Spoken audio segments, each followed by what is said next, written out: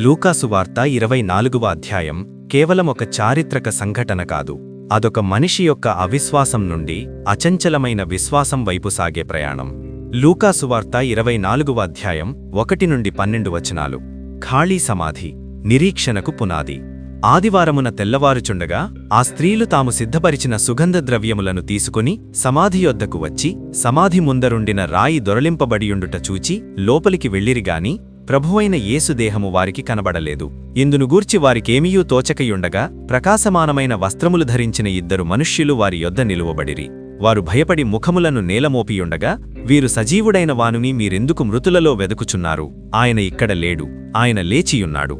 ఆయన ఇంక గలిలయలో ఉండినప్పుడు మనుష్యకుమారుడు పాపిష్టులైన మనుష్యుల చేతికి అప్పగింపబడి సిలువ వేయబడి 3వ దినమందు లేవవలసియున్నదని ఆయన మీతో చెప్పిన మాట జ్ఞాపకము చేసుకొనుడని వారితో. అప్పుడు వారాయన మాటలు జ్ఞాపకము చేసుకొని సమాధి యొద్ద నుండి తిరిగి వెళ్లి ఈ సంగతులన్నీయూ 11 శిష్యులకును తక్కిన వారికందరికినీ తెలియదేసిరి. ఈ సంగతులు అపోస్తలులతో చెప్పిన వారెవరనగా మగ్దలేనే మరియయు, యోహనయు, యాకోబు తల్లి అయిన మరియయు, వారితో కూడా ఉన్న ఇతర స్త్రీలును.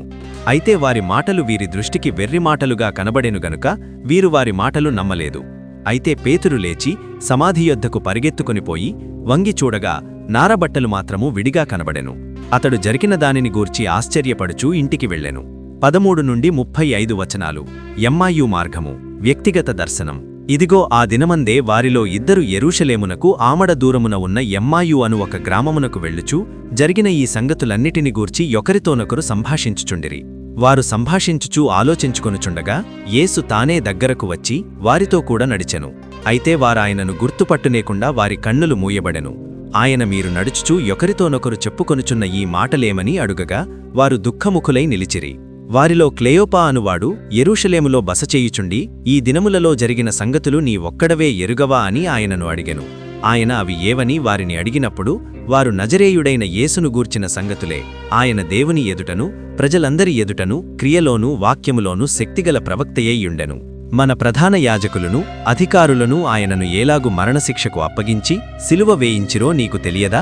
ఇశ్రాయేలును విమోచింపబోవువాడు ఈయనే అని మేము నిరీక్షించియుంటిమి. ఇదిగాక ఈ సంగతులు జరిగి నేటికి 3 దినములాయెను. అయితే మాలో కొందరు స్త్రీలు తెల్లవారగానే సమాధి యొద్దకు వెళ్లి ఆయన దేహమును కానక వచ్చి కొందరు దేవదూతలు తమకు కనబడి ఆయన బ్రతికియున్నాడని చెప్పి మాతో చెప్పి మాకు విస్మయము కలుగజేసిరి. మాతో కూడా ఉన్నవారిలో కొందరు సమాధి యొద్దకు వెళ్లి ఆ స్త్రీలు చెప్పినట్టు కనుగొనరిగాని ఆయనను చూడలేదని ఆయనతో చెప్పిరి. అందుకాయన అవివేకులారా, ప్రవక్తలు చెప్పిన మాటలన్నిటినీ నమ్మని మందమతులారా, క్రీస్తు ఈలాగు శ్రమపడి తన మహిమలో ప్రవేశించుట అగత్యము కాదా అని వారితో చెప్పి మోషేయు సమస్త ప్రవక్తలను మొదలుకొని లేఖనములన్నిటిలో తన్నుగూర్చిన వచనముల భావము వారికి తెలిపెను. ఇంతలో తాము వెళ్ళుచున్న గ్రామము దగ్గరకు వచ్చినప్పుడు ఆయన ఇంక కొంత దూరము వెళ్ళునట్లు అగపడగా వారు సాయంకాలము కావచ్చినది, ప్రొద్దు గ్రుంకినది, మాతో కూడా ఉండుమని చెప్పి ఆయనను బలవంతము చేసిరి గనుక ఆయన వారితో కూడా ఉండుటకు లోపలికి వెళ్ళెను.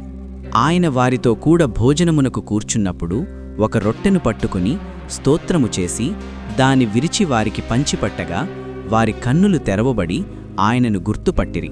అంతటా ఆయన వారికి అదృశ్యుడాయెను.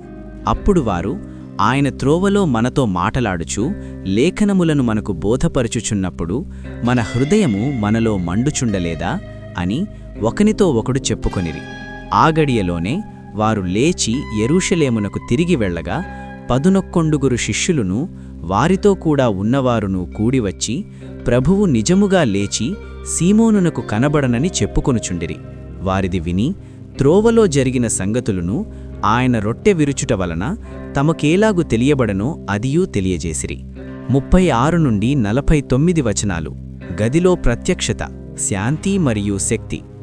వారు ఈలాగు మాటలాడుచుండగా ఆయన వారి మధ్యను నిలిచి మీకు సమాధానమవుగాకని వారితో అనెను. అయితే వారు దిగులుపడి భయాక్రాంతులై భూతము తమకు కనబడెనని తలంచిరి. అప్పుడు ఆయన, మీరెందుకు కలవరపడుచున్నారు? మీ హృదయములలో సందేహములు పుట్టనేలా? నేనే ఆయనను అనుటకు నా చేతులను నా పాదములను చూడుడి, నన్ను పట్టి చూడుడి. నాకున్నట్టుగా మీరు చూస్తున్న ఎముకలను మాంసమును భూతమునకుండవని చెప్పి తన చేతులను పాదములను వారికి చూపెను. అయితే వారు సంతోషము చేత ఇంకనూ నమ్మక ఆశ్చర్యపడుచుండగా ఆయన, ఇక్కడ మీ యొద్ద ఏమైనా ఆహారము కలదా అని వారినడిగెను. వారు కాల్చిన చేపముక్కను ఆయనకిచ్చిరి. ఆయన దానిని తీసుకొని వారి ఎదుట భుజించెను. అంతటా ఆయన, మోషే ధర్మశాస్త్రములోనూ ప్రవక్తల గ్రంథములలోనూ కీర్తనలలోనూ నన్ను గూర్చి వ్రాయబడినవన్నీయు నెరవేరవలనని నేను మీ యొద్ద ఉండినప్పుడు మీతో చెప్పిన మాటలు నెరవేరినవని వారితో చెప్పెను. అప్పుడు వారు లేఖనములు గ్రహించునట్లుగా ఆయన వారి మనస్సును తెరచి, క్రీస్తు శ్రమపడి 3వ దినమున మృతులలో నుండి లేచుననియూ యెరూషలేము మొదలుకొని సమస్త జనములలో ఆయన పేరట మారుమనస్సును పాపక్షమాపణయు ప్రకటింపబడుననియూ వ్రాయబడి ఉన్నది. ఈ సంగతులకు మీరే సాక్షులు. ఇదిగో, నా తండ్రి వాగ్దానము చేసినది మీ మీదికి పంపుచున్నాను అని వారితో, మీరు పైనుండి శక్తి పొందు వరకు పట్టణములో నిలిచియుండుడి అని వారితో చెప్పెను. 5 నుండి 5 వచనాలు. ఆరోహణము మరియు ఆనందము. ఆయన బేతనీయ వరకు వారిని తీసుకునిపోయి చేతులెత్తి వారిని ఆశీర్వదించెను.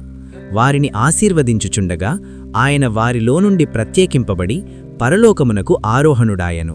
వారు ఆయనకు నమస్కారము చేసి మహా ఆనందముతో యెరూషలేమునకు తిరిగి వెళ్ళి ఎడతెగక దేవాలయములో ఉండి దేవుని స్తోత్రము చేయుచుండిరి.